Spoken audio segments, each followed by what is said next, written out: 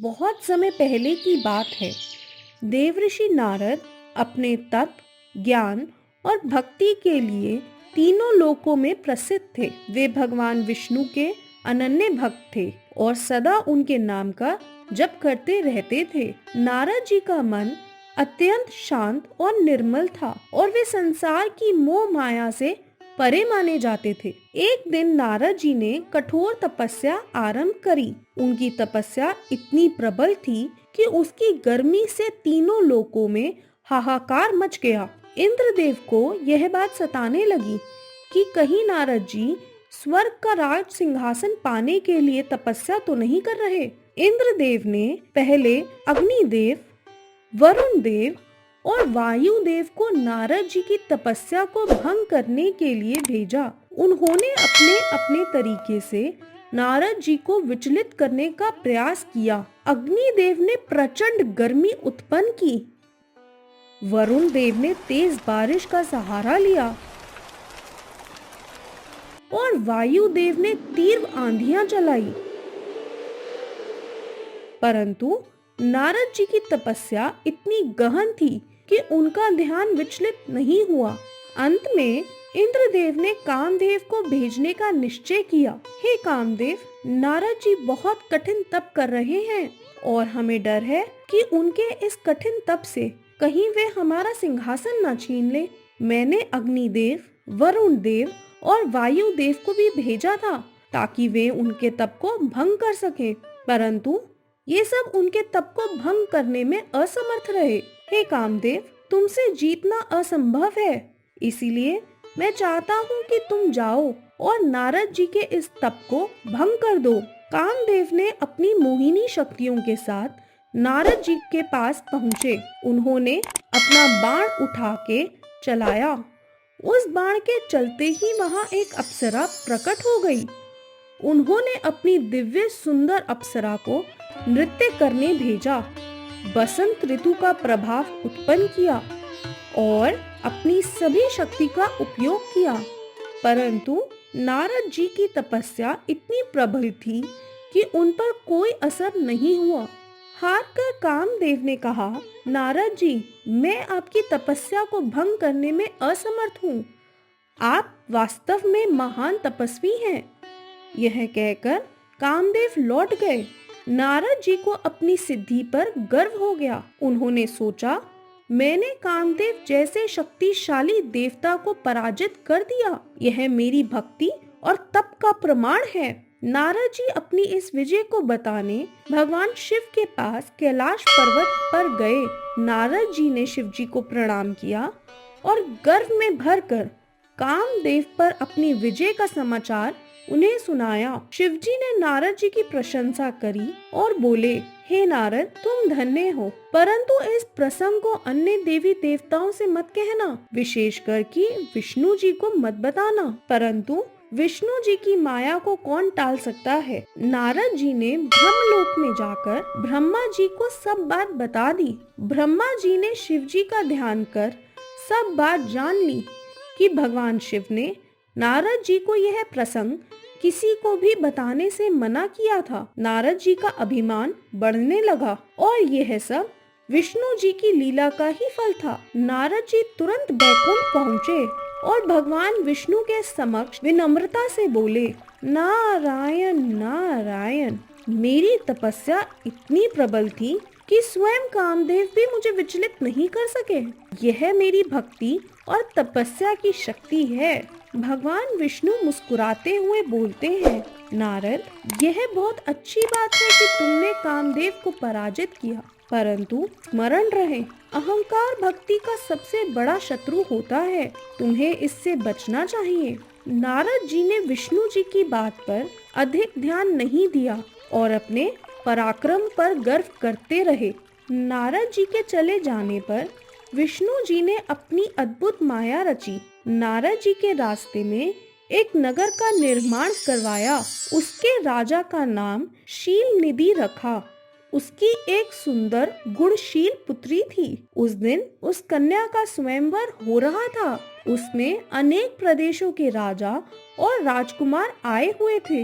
नारद जी नगर की शोभा को देखकर मोहित हो गए। नारद जी भी उस सभा में पहुँचे। राजा ने उठकर उनका स्वागत किया। राजा ने अपनी कन्या को बुलाकर उनके चरणों में उपस्थित किया। राजा ने नारद जी से पूछा, महाराज, आप तो त्रिकाल यज्ञ ज्योतिषी हैं, इसको कैसा वर मिलेगा? नारद जी उसके सौंदर्य को देखकर उस पर मोहित हो गए। वे बोले, नारायण नारायण, तुम्हारी कन्या तो साक्षात भगवती लक्ष्मी स्वरूपा है। इसको तो त्रिलोक का स्वामी शिव जी के समान वीर यशस्वी पति प्राप्त होगा। इतना कहकर नारद जी वहाँ से चल दिए। उनके हृदय में विकार पैदा हुआ, यह कन्या तो मुझे ही मिलनी चाहिए, परंतु राजाओं के सामने यह मुझे स्वीकार नहीं करेगी, क्योंकि सब स्त्रियां रूपवान पति चाहती हैं। इस कारण मैं भगवान विष्णु का रूप धारण कर सभा में जाऊं तो हो सकता है मेरा काम बन जाए। ऐसा सोचकर नारद जी भगवान विष्णु के पास पुनः पहुंच जाते हैं। उन्होंने भगवान विष्णु को नमस्कार करके शील निधि की कन्या के बारे में बताया। नारायण नारायण, मैं उसे पाने की इच्छा से आपके पास आया हूँ। आप मुझे अपना रूप प्रदान करने की कृपा करें। भगवान विष्णु ने कहा, हे नारद, आप वहाँ पहुँचे, मैं आपका हित करूँगा। वहाँ पहुँचकर भगवान विष्णु ने नारद जी को अपना रूप ना देकर उन्हें वानर का सा मुख प्रदान किया।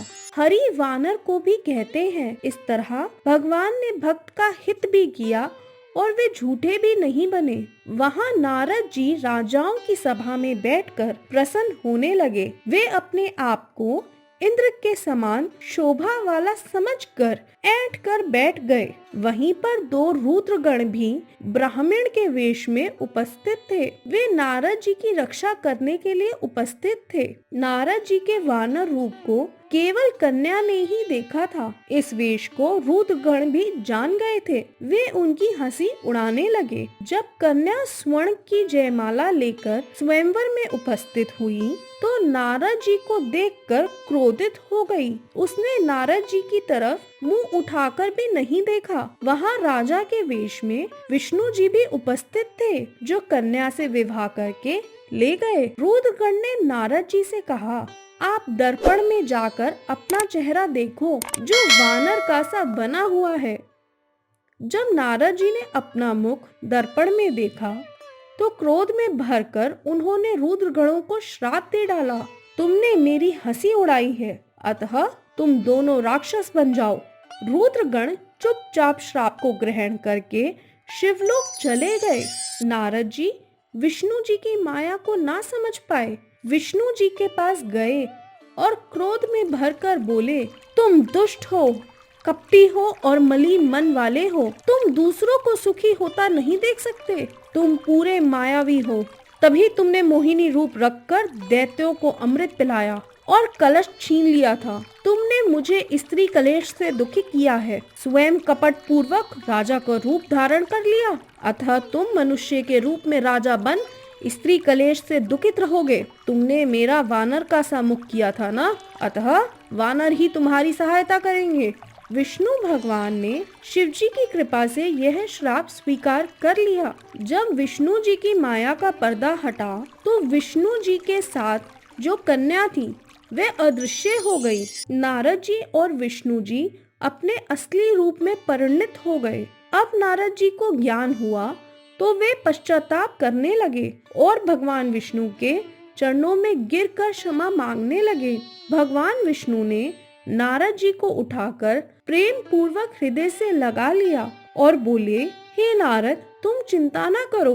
तुम्हें अभिमान ने घेर लिया था। तुमने शिव जी की आज्ञा का पालन नहीं किया था। यह सब शिव जी की इच्छा का फल है। अब तुम शिव जी के 100 नामों का प्रेम सहित जाप करो। इससे तुम्हारे सभी पाप समाप्त हो जाएंगे। समय आने पर भगवान विष्णु ने श्री राम के रूप में अवतार लिया और सीता माता के वियोग का कष्ट सहा। नारद जी का श्राप इस प्रकार सत्य हुआ और उन्होंने सदा के लिए यह सीख लिया कि भक्ति में अहंकार का कोई स्थान नहीं होता।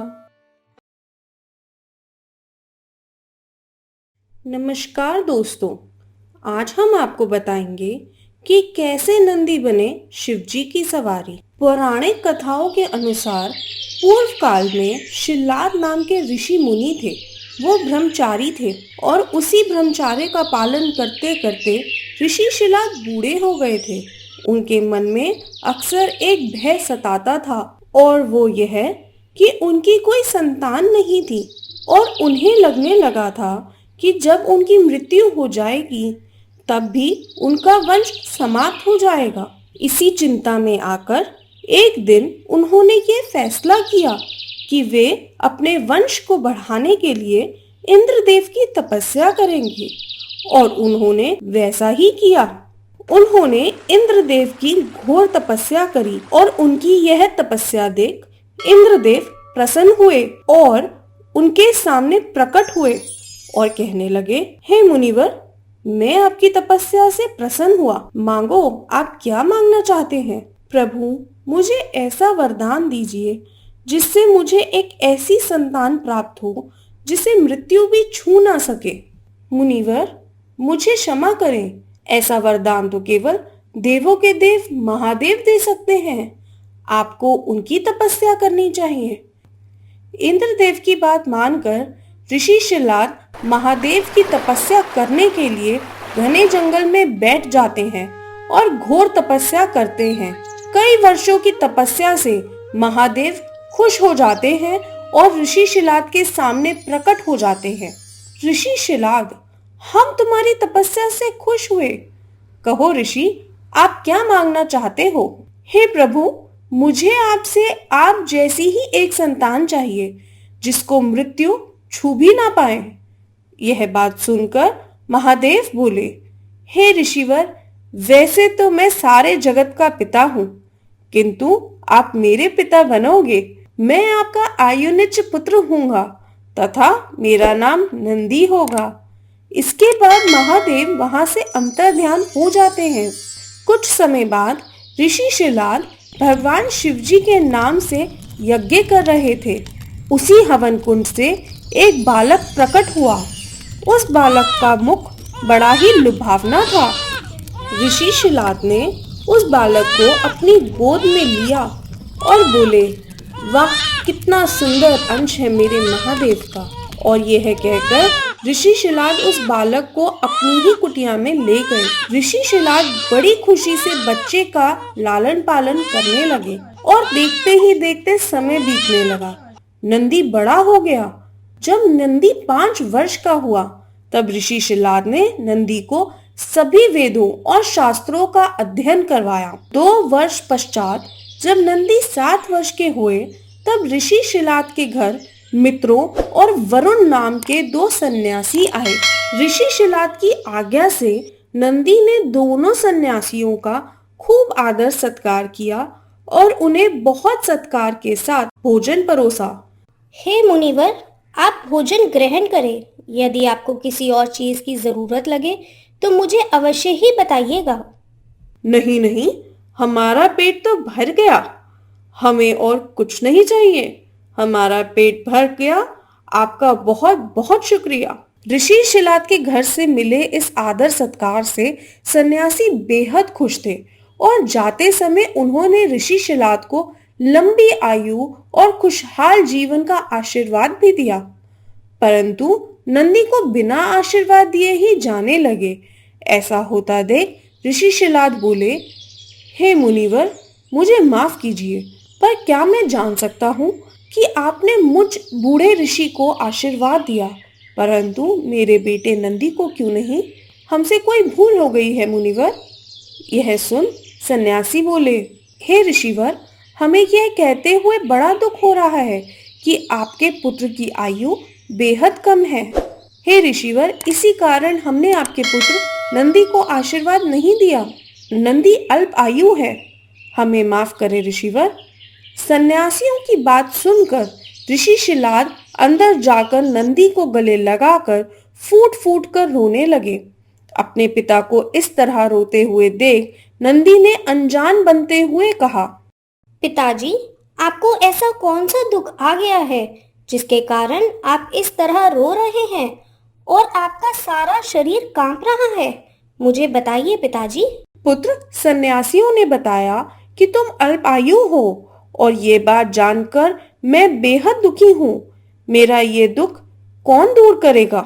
यह सुन नंदी हंस देता है और कहता है, पिताजी, आपने मुझे स्वयं भगवान शिव के आशीर्वाद से पाया है, तो मेरी रक्षा भी वही करेंगे।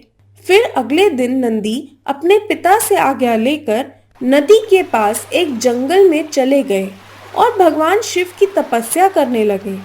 कुछ समय बीत जाने के बाद भगवान शिव जी नंदी के समीप प्रकट हुए, परंतु जब नंदी ने महादेव को देखा तो वो भूल ही गए कि वो अपनी लंबी उम्र मांगने के लिए तप कर रहे थे। महादेव ने नंदी से कहा, पुत्र नंदी, मैं तुम्हारे तप से बेहद खुश हूँ। मांगो, तुम क्या वरदान मांगते हो? प्रभु, मैं जीवन भर आपके चरणों में रहना चाहता हूँ। आप मुझे अपने चरणों में जगह दे दीजिए। हे शीलानंदन, तुम्हें मृत्यु का भय कहाँ? तुम तो मेरे ही समान हो। तुम सदा अजर अमर बनकर मेरे संग ही रहोगे। तुम पर सदा मेरा प्रेम बरसता रहेगा। मेरे आशीर्वाद से तुम पर जन्म या मृत्यु अपना असर नहीं डाल सकेंगे। उसके बाद वहां पर माता पार्वती प्रकट हुई तो महादेव ने पार्वती जी से कहा, हे देवी, मैं नंदी का अभिषेक करके इसे गणा अध्यक्ष बनाना चाहता हूँ। इस बारे में आपकी क्या राय है? आप नंदी को गणा अध्यक्ष बना सकते हैं, क्योंकि परमेश्वर या शीलानंदन ही मेरे लिए पुत्र समान है। इसीलिए नाथ, मुझे यह बहुत ही प्यारा है। महादेव ने अपने सबसे अधिक बलशाली गणनायक को बुलाकर उनसे कहा, गणनायकों, आज से ये नंदीश्वर तुम लोगों का स्वामी होगा। मैं धन्य हो गया प्रभु। तत्पश्चात नंदी के समर्पण से खुश होकर महादेव ने नंदी को अपने गले लगाया और उन्हें बैल का चेहरा देकर उन्हें अपने गणों में स्वीकार कर लिया और उन्हें अपने वाहन के रूप में स्वीकारा। और तभी से शिवजी की मूर्ति के साथ नंदी की प्रतिमा भी स्थापित करी जाती है। एक समय की बात है, एक बुढ़िया के 7 बेटे थे, जिसमें से 6 कमाते थे और एक नहीं कमाता था। वो बुढ़िया 6 बेटों को अच्छा खाना बनाकर खिलाती, पर 7वें को उन सबका बचा कुचा झूठा खाना खिलाती थी। और वो भोला भाला अपनी माँ की चालाकी को समझ नहीं पाता था। एक दिन वो अपनी पत्नी से बोला, मेरी माँ मुझसे बहुत प्यार करती हैं। तो उसकी पत्नी बोली, वो तुम्हें सबका बचा कुचा खाना खिलाती हैं। इस बात पर उसे विश्वास नहीं हुआ। एक दिन वो चुपचाप देखता है कि माँ अपने 6 बेटों को बड़े प्यार से कई प्रकार के व्यंजन खिला रही है। जब वो 6 खाना खाकर उठ गए, तब उनकी माँ ने उनकी थालियों से जूठन इकट्ठा करी और उसके लिए थाली में परोसकर रख दी। जब वो घर आया तो माँ अपने सबसे छोटे लड़के से बोली, आ बेटा, खाना खा ले। वो बोला, माँ, मैं भोजन नहीं करूँगा, मैं तो परदेश जा रहा हूँ। माँ बोली, कल जाता, आज ही चला जा। वो घर से निकल गया और गौशाला पहुंचा, जहां उसकी पत्नी गोबर से उपले बना रही थी। वो अपनी पत्नी के पास गया और बोला, मैं परदेश जा रहा हूँ, कुछ समय बाद आऊंगा। तुम संतोष से रहना, अपने धर्म का पालन करना।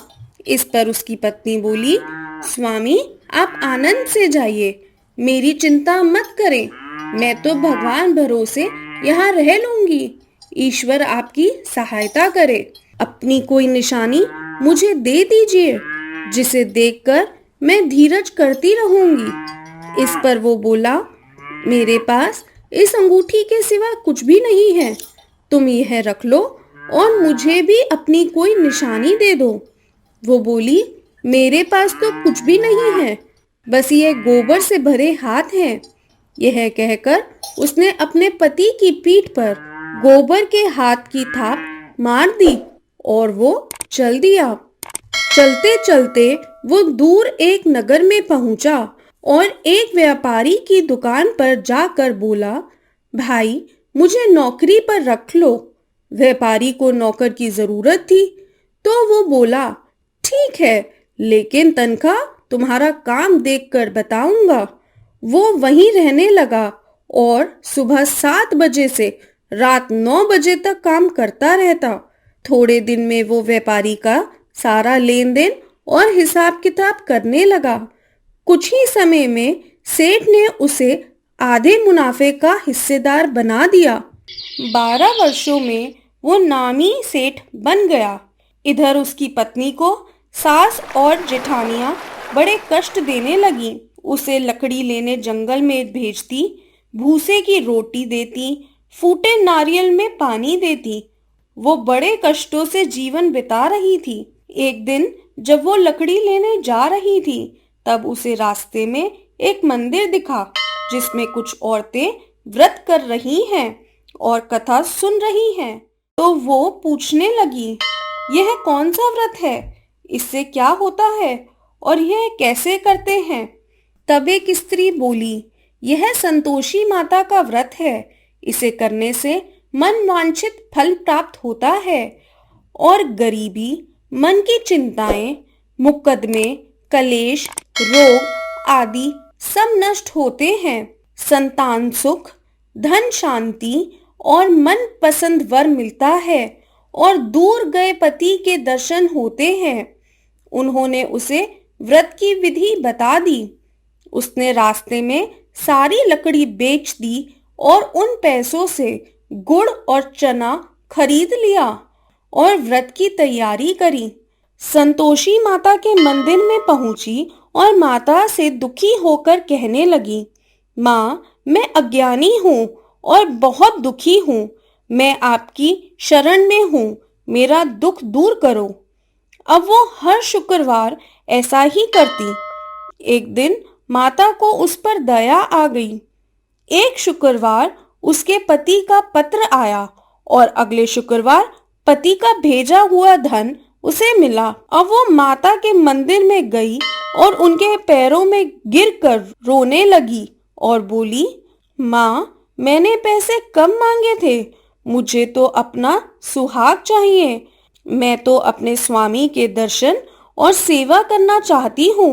तब संतोषी माता ने प्रसन्न होकर कहा, जा बेटा, तेरा पति जल्द ही आएगा। वो प्रसन्न होकर घर गई और काम काज में लग गई।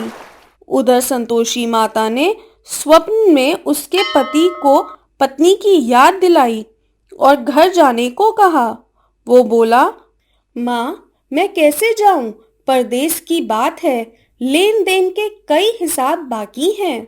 माँ बोली, सवेरे उठकर मेरे नाम लेकर घी का दीपक जलाना और फिर दुकान पर बैठना। सवेरे उठकर उसने वैसा ही किया। देखते ही देखते सारा लेन देन साफ हो गया और धन का ढेर लग गया। वो खुश होकर घर की ओर रवाना हो गया। उधर उसकी पत्नी रोज लकड़ी लेने जाती और संतोषी माता की पूजा करती। एक दिन वो बोली, माँ, आज ये धूल कैसी उड़ रही है? माँ बोली, बेटी, तेरा पति आ रहा है। तू लकड़ियों के 3 ढेर बना, एक नदी के किनारे रख आ, एक यहाँ रख दे और तीसरा अपने सर पर रख ले। तेरे पति के दिल में इस लकड़ी को देखकर मोह पैदा होगा और घर जाकर आवाज लगाना, सासू जी, लकड़ी का गट्ठर लो, भूसे की रोटी दो और फूटे नारियल में पानी दो। आज मेहमान कौन आया है? उसने वैसा ही किया। आंगन में लकड़ियों का गट्ठर रखकर बोली, सासू जी, लकड़ी का गट्ठर लो, भूसे की रोटी दो और फूटे नारियल में पानी दो। आज कौन मेहमान आया है? यह सुनकर सासू दौड़ी दौड़ी बाहर आई और अपने कष्टों को भुलाने के लिए कहने लगी, बेटी, तेरा पति आया है, आ मीठे भात का भोजन कर, कपड़े और गहने पहन। इतने में उसका पति बाहर आया और उसके हाथ में अपनी दी हुई अंगूठी देखकर माँ से पूछने लगा, माँ ये कौन है? तो माँ बोली, बेटा यह तेरी बहू है, पूरे 12 वर्ष हो गए, पूरे दिन घूमती रहती है, कोई कामकाज भी नहीं करती, तुझे देखकर नखरे दिखा रही है। मैंने तुम्हें और इसे दोनों को देख लिया है, अब मुझे दूसरे घर की चाबियां दे दो, मैं उसमें रहूंगा। माँ बोली, ठीक है, जैसी तेरी मर्जी। और माँ ने चाबियों का गुच्छा पटक दिया। बेटे ने अपना सामान दूसरे घर में रख दिया। देखते ही देखते उनके राजा के सामान ठाट बाट हो गए। अगला शुक्रवार आया तो उसकी पत्नी बोली, मुझे संतोषी माता का उद्यापन करना है। उसका पति बोला, खुशी से करो। तो वो तैयारियों में लग गई। उसने जेठ के लड़कों को जीमने के लिए बुलाया। पीछे से जेठानियों ने अपने बेटों को सिखा दिया कि तुम जीमने के बाद खटाई मांगना, जिससे उसका उद्यापन पूरा ना हो सके। लड़कों ने जीमते ही खटाई मांगी तो वो बोली, नहीं नहीं, खटाई मैं नहीं दे सकती, यह संतोषी माता का प्रसाद है। लड़के बोले, तो फिर पैसे दे दो। भोली भाली समझ नहीं सकी और उन्हें पैसे दे दिए। वो उन पैसों से खटाई लेकर खाने लगे। इस पर संतोषी माता क्रोधित हो गई। राजा के दूत उसके पति को पकड़ कर ले गए। वो बेचारी रोती हुई माता के मंदिर में गई और बोली, माता ये क्या किया? माता बोली, पुत्री मुझे दुख है कि तुमने अभिमान करके मेरा व्रत तोड़ा है और इतनी जल्दी तुम सब भूल गई। वो बोली, माता मैंने तो कुछ गलत नहीं किया, मैंने भूल से लड़कों को पैसे दे दिए थे, मुझे क्षमा करो, मैं दोबारा तुम्हारा उद्यापन करूंगी। माता बोली, जा तेरा पति रास्ते में आता दिखेगा। वो चली गई। रास्ते में उसको उसका पति आता हुआ दिखाई दिया। उसके पूछने पर पति बोला, राजा ने मुझे मिलने के लिए बुलाया था। अगले शुक्रवार उसने फिर उद्यापन किया। जेठ के लड़कों को बुलवाया। जेठानियों ने फिर उन्हें सिखा दिया। लड़कों ने खाने से पहले ही खटाई मांगी तो उसने मना कर दिया। फिर उसने ब्राह्मण के लड़के को बुलाया और उन्हें भोजन करवाया और दक्षिणा भी दी। संतोषी माता उससे प्रसन्न हो गई और 9 महीने बाद उसके चंद्रमा के समान पुत्र हुआ। वो अपने पुत्र को लेकर रोजाना मंदिर जाने लगी। एक दिन संतोषी माता ने सोचा, यह रोज आती है, आज मैं इसके घर जाती हूँ और इसका ससुराल देखती हूँ। यह सोचकर संतोषी माता ने भयानक रूप धारण करा। गुड़ और चने से सना हुआ मुख, सूंड के समान होंठ, जिन पर मधुमक्खियां भिनभिना रही हैं, ऐसी सूरत में संतोषी माता उसके घर गई।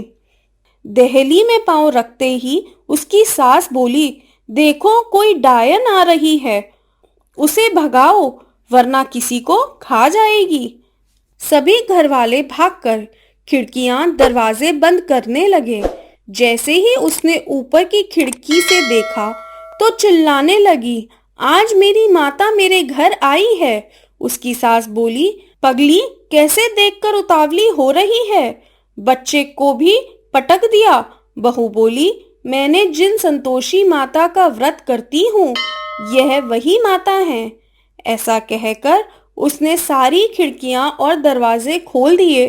सबने संतोषी माता के चरण पकड़ लिए और कहने लगे, हे माता, हम अज्ञानी हैं, मूर्ख हैं, पापी हैं, आपके व्रत की विधि हम नहीं जानते।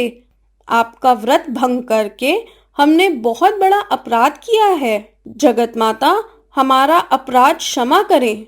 माता बहुत खुश हुई। जय संतोषी माता।